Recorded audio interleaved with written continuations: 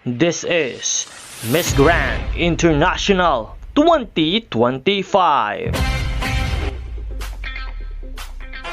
I am Nel2204. Don't forget to like and subscribe.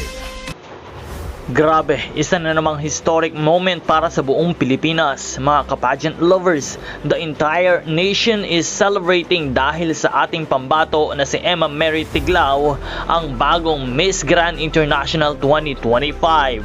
At ito na nga, the back-to-back win of the Philippines sa Miss Grand International. Buong Pilipinas ngayon ay abot langit ang saya at tuwa. Mula Luzon, Visayas at Mindanao, lahat ay nagdiriwang sa panalong ito. Solid na solid talaga ang suporta ng mga Pinoy pageant fans sa social media, sa voting at maging sa live events. Ipinakita natin sa buong mundo kung gaano kalaki ang pagmamahal para sa ating reyna. At syempre, hindi tayo binigo ni Emma.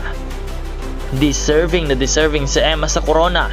Hindi lang siya maganda, may galing, talino, confidence at higit sa lahat, dedikasyon sa kanyang advokasya.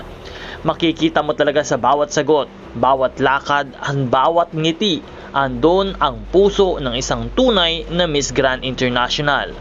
Ang back-to-back win na ito ay hindi lang tagumpay ni Emma, kundi tagumpay nating lahat.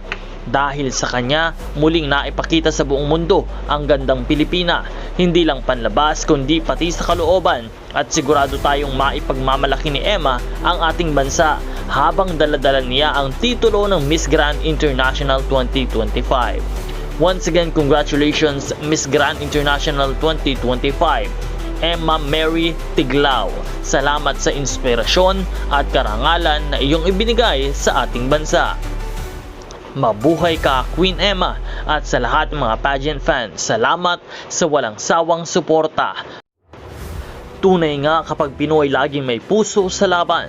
Kung proud ka rin sa ating bagong Miss Grand International, i-comment sa baba ang hashtag ProudPinoy at huwag kalimutang i-like, share at subscribe para sa mas marami pang pageant updates at exclusive vlogs.